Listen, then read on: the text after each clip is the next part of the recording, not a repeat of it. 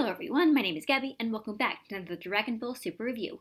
This time reviewing episode 107. Frost makes his move on a weakened Roshi. Roshi tries to use the Mafu Bar against him only for it to fail, but this gives Frost an idea. He lures over Vegeta and then makes him fight Vegeta, who can barely be damaged by his attacks. Roshi realizes the best way out of this is to use the Mafu Bar on Vegeta, but Frost was expecting this, and he redirects the attack to Vegeta and seals him up. Roshi manages to break the container to release him, and Vegeta once again defeats Vegeta with insults. He explains to Roshi that he's done all he can, and that they'll take it from there. Roshi falls out of the arena exhausted, but Beerus explains that he now has his respect. So, what did I like about this episode? Well, first of all, I did enjoy the fight between Muten Roshi and Frost. It was essentially another strategy battle. We've kind of had a few of those in the Tournament of Power so far, but I think the thing that made it stand out and made it kind of seem kind of special to me was that it was essentially this entire fight was kind of all centered around the Mafu Bar.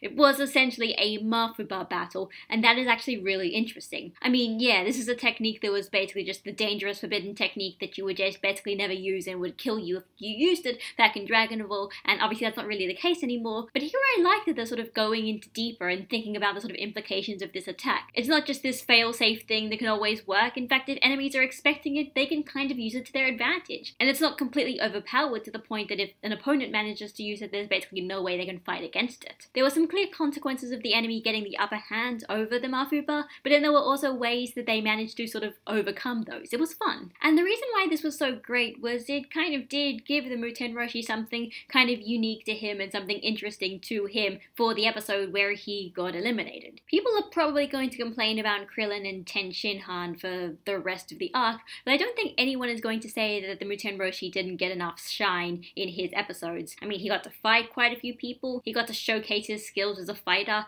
they kind of sort of explored him as a character, and he basically went out after he did absolutely everything that he could possibly do. Heck, Beerus is so impressed that he actually calls him by his name, and that's something that I think is worth noting. And I actually really liked the interactions between the Muten Roshi and Vegeta, especially near the end of the episode. It's kind of an odd combination, but it was honestly really nice to see Vegeta kind of showing a lot of respect for the Muten Roshi and basically saying, listen, there's nothing more you can do, just get a senzu before you die, and I promise we're gonna be able to deal with the rest of it. Vegeta was actually likable in an episode of this Tournament of Power. Too often in this series, it feels like Vegeta is written either as like a completely insufferable, arrogant, annoying rival, or a guy who just feels like he's so competent and so cool and so caring about other people that he basically just seems like he exists to make Goku look bad by comparison. But in this episode, none of those things really applied. We got to see Vegeta interact with characters on his own, and it wasn't necessarily related to like his desires to be number one, or the story stopping to tell us how great of a person Vegeta is, and wouldn't it be great if Goku was like that? Wow, why isn't Goku like that? So that's always nice to see. As for what I didn't like about this episode, well, the start of this episode was once again kind of dedicated to showing us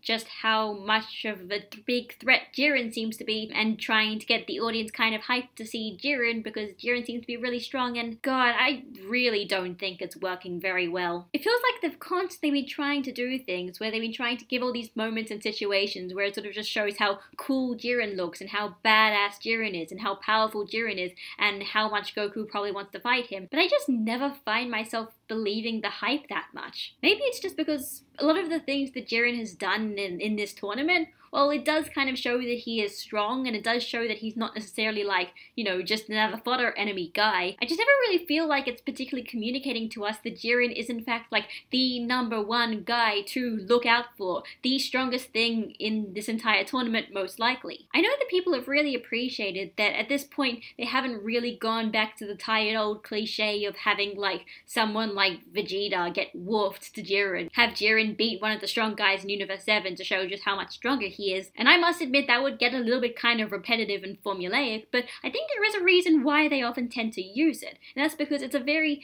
clear indicator that Jiren is not only just some strong guy, but some strong guy that could even take out Goku if he's not being completely careful. By contrast, the only things I really remember Jiren doing are like intimidating a guy, beating Kale, but then nobody seems to really believe that Kale is actually that strong, even though she did walk through Goku's full power Kamehameha. And here, beating some guy from Universe 3 who, well, doesn't seem like he's exactly weak, but also doesn't seem like he's the strongest, biggest, most important dude ever anyway. I mean, I don't know. Maybe all this stuff isn't really that important, and like Jiren is going to have like this big, like introductory moment where he does show up in front of Goku and show that he actually is really strong. But if that's the case, then what's the point of including all these other moments where there are other guys who go to Universe 11 and then Jiren beats them really easily? It doesn't really feel like it's communicating anything. It's just communicating that Jiren can fight, but it doesn't really feel like it's communicating that Jiren is the guy to watch. So as for next episode, well, it seems like Frost might actually be teaming up with Frieza, and Frieza might actually not be trustworthy at all, and seems like he's betraying Universe 7. And Gohan is not just going to sit there and let that happen. Although honestly, judging by just how blatantly the next episode preview spoils this, I'm not expecting that things are going to work out exactly like we're all expecting them to. Maybe one of them will double cross the other or something. I'm actually not sure what exactly is going to happen. But it will be interesting to see Gohan fight Frieza. Considering the last time that happened,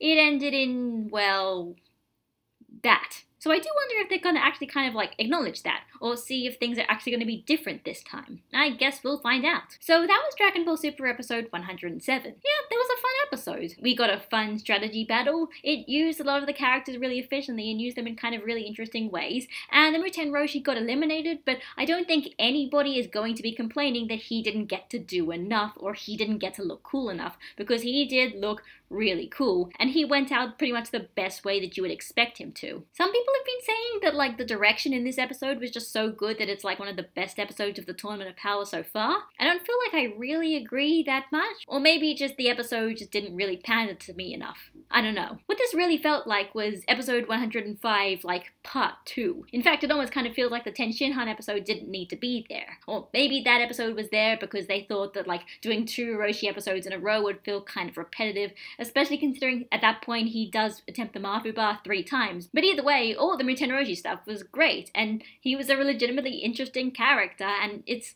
gonna be kind of sad to see him go, but at the same time I feel like he did absolutely anything that you could expect him to, and like at that point, like there would basically be no reason for him to even stay there. This was a good checklist episode, as opposed to last episode, which was a pretty standard checklist episode. This episode, it had things that it wanted to do, but it did them in an actually kind of creative ways, and it actually used the cast in creative ways. It wasn't just like a roll call where everyone just kind of shows up because why not? They actually had reasons, and they kind of had interactions between these characters. So it was fun. Anyway, I think the special is episode 109 and 110, right? Because if that's the case, it means that next episode will be the last episode before the special. So wow, that actually kind of came up pretty quickly. It's gonna be interesting. I do wonder how important this special is going to be. Was this something planned out months and months in advance? Is this the start of the climax? Is it the end of the climax? Or is it just like something they randomly added in there because the guys at One Piece decided that they wanted to do a special like ages and ages beforehand, and then Super decided to do it as well? I'm actually not sure, but